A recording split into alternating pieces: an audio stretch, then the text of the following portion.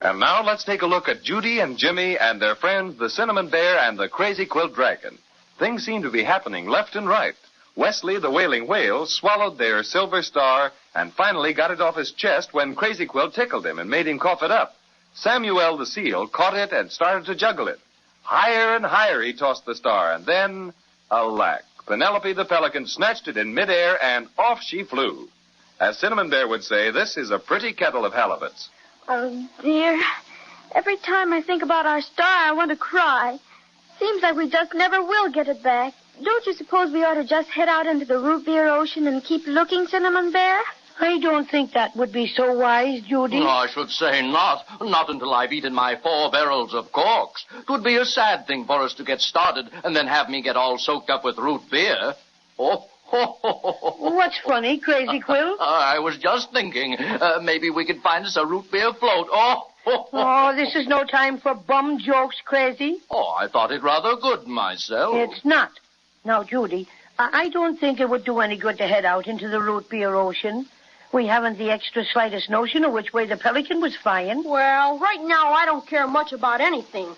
I'm so hungry. Ah, food. Now that you mention it, Jimmy, I could trifle with a few dozen lollipops myself. And sure, and I haven't had any cinnamon buns for some time. If I want to keep extra special ferocious, I just must have my cinnamon buns. Suppose we all hop on Crazy Quilt's back and get back to land again. Capital. I'm all dried out now, and it isn't very far.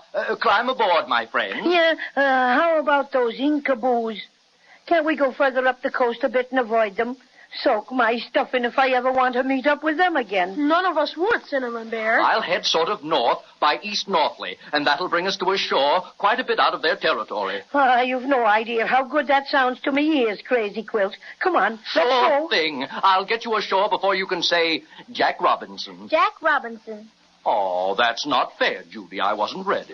You can't swim that fast, Crazy Quilt, and you know it. Maybe so, maybe no. But just hang on tight and see how you like this. He's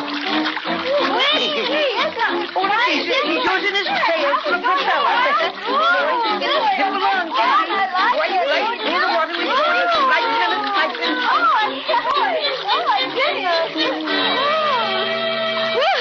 A quickie, Crazy Quilt. I'll say it was. I was just poking along. Oh, you don't say so. Well, if you'd have gone any faster, it would have blown all my fur off. My goodness, Crazy Quilt. This looks awful steep along here. Wait a minute. Who's that over there by that big rock? Why, it's a man. And isn't he funny looking?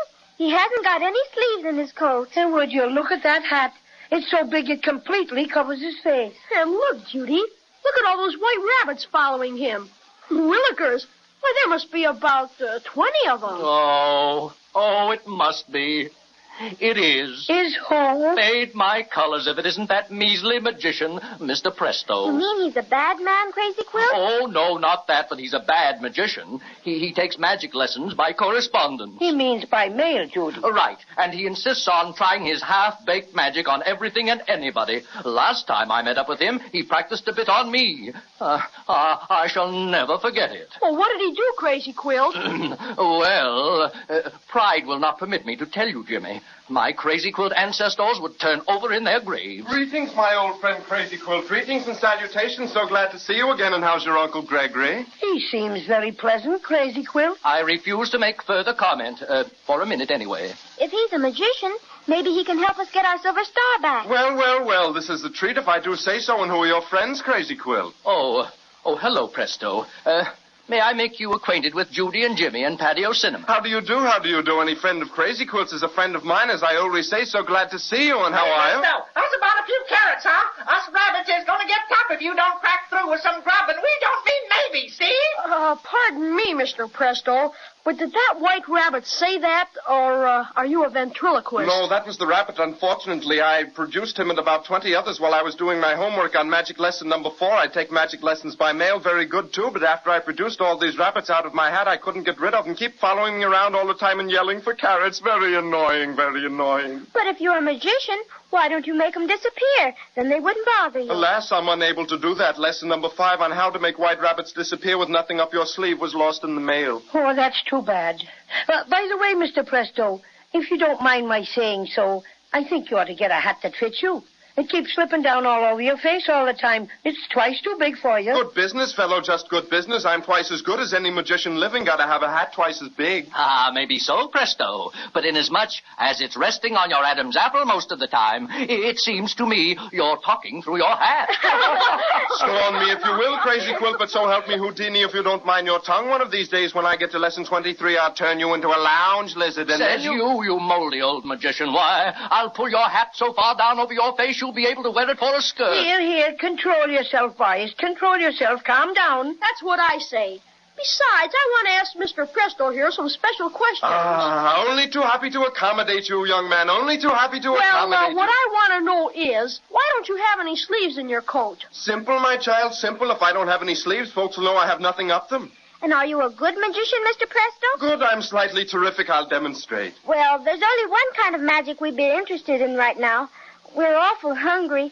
Can you get us something to eat? Food, simplest thing in the world. Learn that in lesson 15. That is the fundamental. So happens that the great Presto is a snozzaroo when it comes to producing eatables. Your orders, please. Just name it. Cinnamon buns for me with currants and plain icing. Not that I think you can produce anything, Presto, but I could toy with about 3 Loganberry lollipops. Well, I want something that's regular food. You can make mine a ham and egg sandwich, and you don't have to toast it either. I think I'd like that too, Mr. Presto. All simple stuff. I'll start with the ham and egg sandwiches first. I place my hat on the ground, cover it with my kerchief, a few choice words, hocus pocus, ipso facto, abracadabra, and razzmatazz. Remove the handkerchief from the hat and... You've got the makings all right, but I don't think I could eat a real live pig and a chicken. Up to your old stuff, eh, Presto? Am I mortified? So sorry. Million apologies. How about a few card tricks? I'm afraid you're a frost, Presto. Now, how about finding lost things? Are you any good at that? Right down my alley. Lesson 17. What have you lost? It's our silver star, Mr. Presto. It belongs on top of our Christmas tree, and we just got to get it back. Silver star? Excuse me while I go into a quick trance. Oh, I'm getting it. Oh, it's traveling over water. Oh, a bird has it. A pelican has it. That's more like it. You're all right, Presto. You're all right.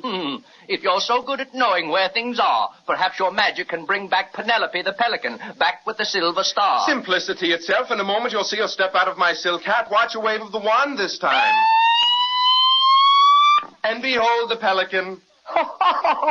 That's no pelican. It's a halibut. Such goings on. Nothing sacred anymore, not even us halibut. Pooey do, sir, and goodbye. Oh, please. Just a slight error someplace. Let me try again. Behold. Don't look now, Presto, but I think you've got something there.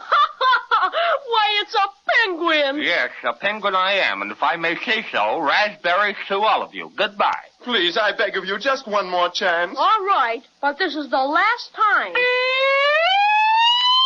Behold! You did it! It's Penelope! Hooray! That this should happen to me. Penelope the Pelican, descended from a long line of respectable pelicans. You'll answer for this. I'll write a letter, that's what I'll do. You'll hear from me, sir. How dare you interrupt a blue-blooded pelican when she's flying along and minding her own business? Why, your cheap vaudeville magic jerked me so violently, I thought I'd lose my back feathers, and then to be pulled out of a silk hat. Let's see the label. Oh, cheap stuff, and second-hand at that. Where's our silver star you took away from the seal when he was juggling it? Oh, that thing. A pretty bauble, too. Well, I was flying over the island of Obi when this 10th-rate magician jerked the daylights out of me and I dropped it. Oh, dear. Did you see where it landed on the island? How could I? It all happened like a flash. And now, if you ruffians are quite finished, good day. And wait till my congressman hears about this, the very idea. Oh, whatever will we do now? We're farther away from the silver star than ever. Oh, don't cry, Judy. Be a regular twin, not a sniffly girl. All right, Jimmy. Well, Presto, what have you to say for yourself now? Nothing, absolutely nothing. I am abject. I am prostrate. I feel like a snake in the grass. What? Goodness, he is a snake in the grass. Well, sure enough. He turned right into one. And watch him wriggle away. And let's hope he stays that way for some time. He's nothing but a nuisance. So that's that. Well, let's not waste our time crying about what's happened. Let's start off and look for something to eat and a boat to get us over to the island of Obi. You're right, Cinnamon Bear. Let's see what's around the other side of this rock. Come on, Jimmy. Come on, Crazy Quill. Okay, Judy. All right. run but around. be careful. All right. Mind Watch out for these careful. rocks. They're always slippery. Oh, what's this? Look, right up against the rock. Why, it's a chest. Yeah, it looks like a pirate chest that you read about. Why, so it does. And see what's written on it. Private property of Captain Taffy. Hands off. Let's open it. Maybe there's gold in it. Now, I'll take this side, and Jimmy, you take that other side over there. And we can... Gee, Willikers, listen. Wow! We're surrounded. Pirates, we're done for. Oh, Jimmy!